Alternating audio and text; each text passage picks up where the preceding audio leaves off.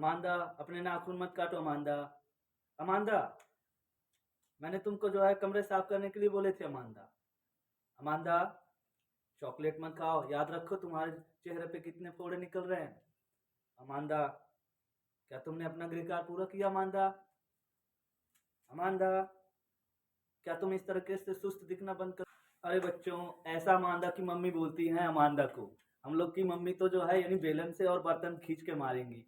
तो आप लोग जैसा कि जुड़ चुके हो शैलेश सर के साथ एक और नए वीडियो में, और जैसा कि देख रहे हो ये पोयम का नाम ही है अमांदा। और अमांदा कक्षा 10 का ये बेहतरीन पोयम है बच्चों। और इस पोयम में जो है एक बच्ची है जिसका नाम अमांदा है, और उसकी मम्मी जो है उसको बार बार रोकती हैं, बार बार टोकती हैं, उसको कुछ कामों के लिए रोक टोक करती हैं। तो अमांदा अपनी मम्मी के जो है यानी नियंत्रण से बहुत परेशान है। वो अलग अलग तरीके की बातें सोचती है कि काश मैं अनाथ होती, काश मैं अकेली होती, काश मैं जो है रूपांजल होती, या फिर मैं अकेली भटकती गलियों में जो है घूमती टहलती, मिट्टी के धूल में जो है यानी कुछ चित्र बनाती। तो ये वो बार बार ऐसी कल्पनाएं कर रही हैं। तो पोयम में जो है बच्चों, अमांदा ये जो पोयम है इसमें रॉबिन क्लिन ने जो है एक फीमेल राइटर है, इन्होंने बच्चों के बारे में ये पोयम लिखा हुआ है। तो इस पोयम में एक माँ जो है अपने बच्ची को बार बार रोक टोक करती है जिसका नाम अमांदा है। और फिर अमांदा जो है अपने माता के द्वारा जो है बार बार रोके टोके जाने पर वो अलग अलग तरह की बातें सोचती है। तो आइए क्या क्या यहाँ पे इस पोयम में है समझते हैं स्टैंजा को पढ़ते हुए, और देखते हैं कि किस बातों के लिए उसको रोक टोक किया जा रहा है। तो सबसे पहले यहाँ पे पहला स्टैंजा है, don't bite your nails Amanda. तो don't bite your nails Amanda, don't hunch your shoulders Amanda, stop that slouching and sit up straight Amanda. तो पहले स्टैंजा में अमांदा की मम्मी बोलती हैं, don't bite your nails Amanda, Amanda अपने नाखून को मत काटो अमांदा। Don't hunch your shoulders Amanda, Amanda इस तरीके से अपने कंधों को झुका करके मत बैठो, ये इस तरीके से अपने कंधे को मत झुकाओ अमांदा। स्टॉप दैट स्लॉकिंग, इस तरीके से सुस्त दिखना, आलसी दिखना, लेजी दिखना बंद करो Amanda.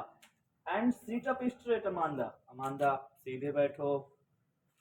There is a language emerald sea, where the sole inhabitant is me, a mermaid drifting blissfully. अब बच्चों इस स्टैंजा में जो ब्रैकेट में दिया गया है, अमांदा सोचती है, जब उसकी मम्मी बार बार उसको रोक टोक करती है तो अमांदा सोचती है कि देयर इज अ लैंग्वेज, काश जो है एकदम शांत माहौल होता, और एक इमराल्ड सी, और शांत और बड़ा विशाल जो है सी होता, सागर होता, महासागर होता, विशाल सागर महासागर होता।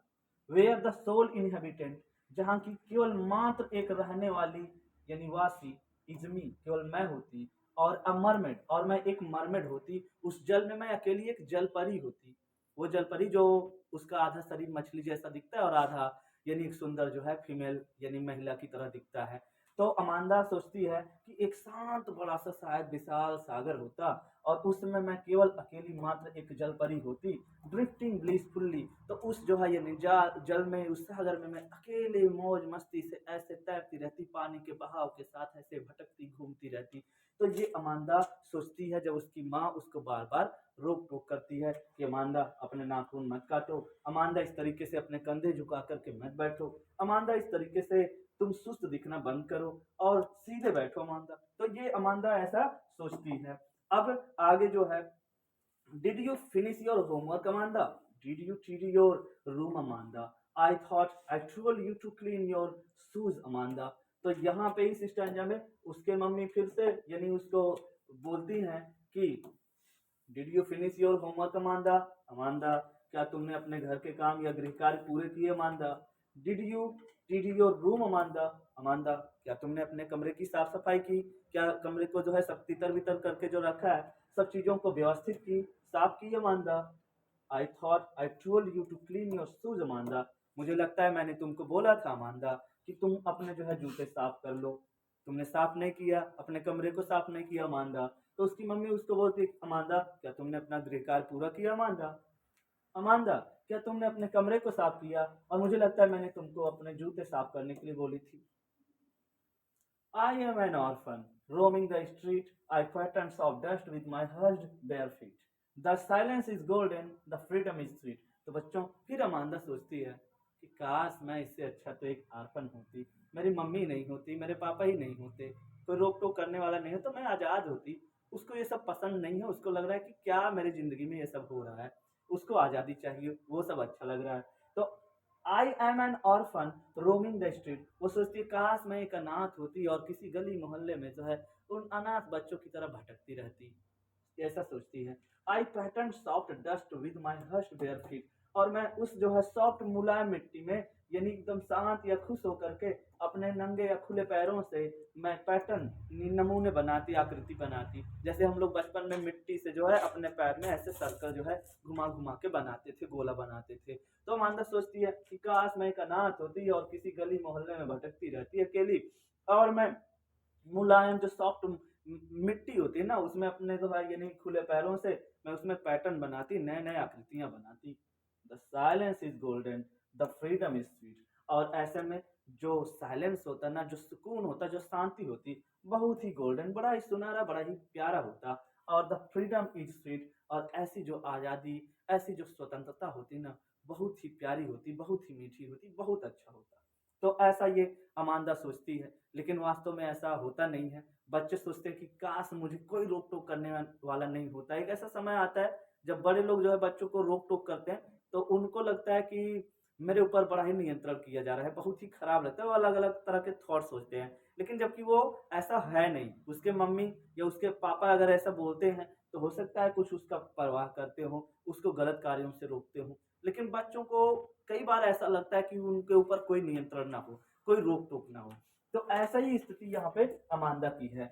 अब don't eat that chocolate Amanda, remember your acne Amanda, will you please look at me when I am speaking to you Amanda, Amanda don't eat chocolate, Amanda इस तरीके से चॉकलेट मत खाओ, इतने मीठे मत खाओ, इतने चॉकलेट मत खाओ, remember your acne Amanda, Amanda अपने ये चेहरे के कील या मुहासे या फोड़े को याद रखो। Will you please look at me when I am speaking to you Amanda, Amanda क्या तुम मेरी ओर देखोगी, मैं तुमसे ही बात कर रही हूँ अमांदा। तो उसकी मम्मी क्या बोलती है, अमांदा उधर कहाँ देख रही हो, क्या तुम मेरी ओर देखोगी, कि मैं तुमसे ही बात कर रहा हूँ, कर रही हूँ Amanda. I am Rapunzel, I have not a care. Life in a tower is tranquil and rare. I will certainly never let down my bright hair. तो यहाँ पे फिर से अमांदा ऐसे सोचती है, जब उसकी मम्मी बोलती है कि क्या तुम मेरी ओर देखोगे अमांदा, मैं तुमसे बात कर रही हूँ, तो वो सोचती है आई एम ए रुपेंजिल, काश मैं जो है एक रुपेंजिल होती।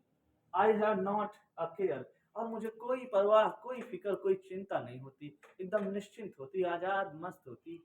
काश मैं एक रुपेंजिल होती। Life in a tower, life in a tower, मेरा जो लाइफ होता ना, जिंदगी जो बीतता है एक टावर, एक ऊंचे से जो है ऊंचाई पे स्थित एक घर में बीतता, मीनार जिसको बोलते हैं।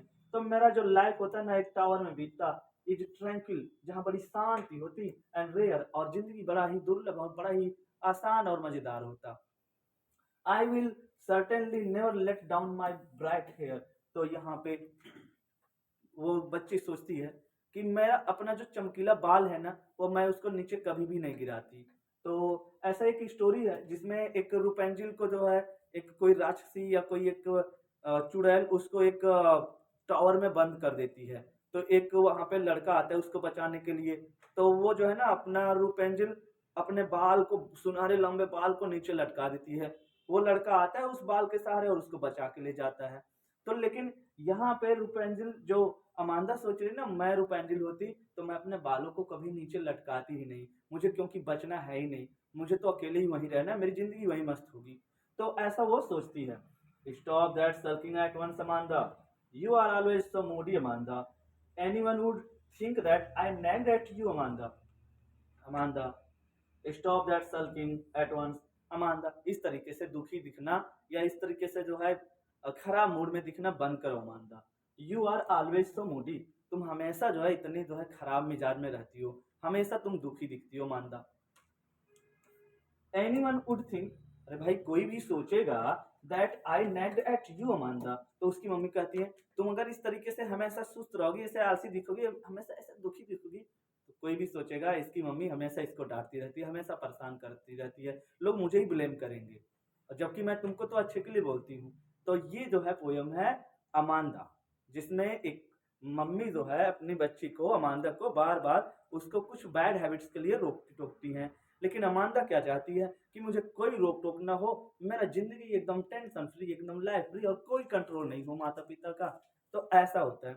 लेकिन जबकि जो है हम लोग के इंडियन कल्चर में, हम लोग के भारतीय, ये रॉबिन क्लीन ने ये पोयम कंपोज किया है। रॉबिन क्लीन एक ऑस्ट्रेलियन पोएट हैं, और इन्होंने बच्चों के बारे में, वहाँ के जो है यानी कल्चर, वहाँ के सिविलाइजेशन जो है, वहाँ की जो स्थिति है, वहाँ के बारे में मेंशन किया हुआ है। हम लोग के इंडियन में तो अगर कोई बच्चे को जो है अगर एक बार बोलो, दो बार बोलो, नहीं सुनेगा तो यार फिर मम्मी पापा चाचा दो चार थप्पड़ देंगे, फिर जो है धीरे धीरे जो है कोई बोलेगा नहीं।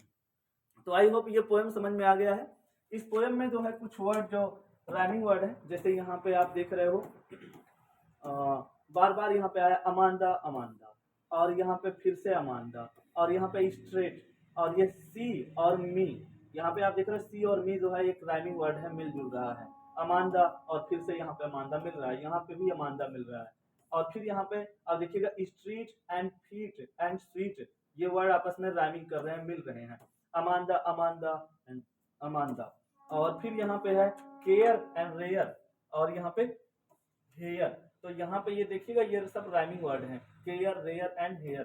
फिर से अमांदा अमांदा और अमांदा, जो मिलते जुलते शब्द हैं, तो एक पैटर्न बनता है इनका, और इनको हम जो है राइमिंग वर्ड बोलते हैं। तो बच्चों इसके बारे में जो क्वेश्चन आंसर है हम लोग देखेंगे नेक्स्ट वीडियो में। आई होप समझ में आया होगा। तब तक चैनल से जुड़े रहिए, लाइक करिए, शेयर करिए, subscribe my channel, all my dear students. Thank you all of you.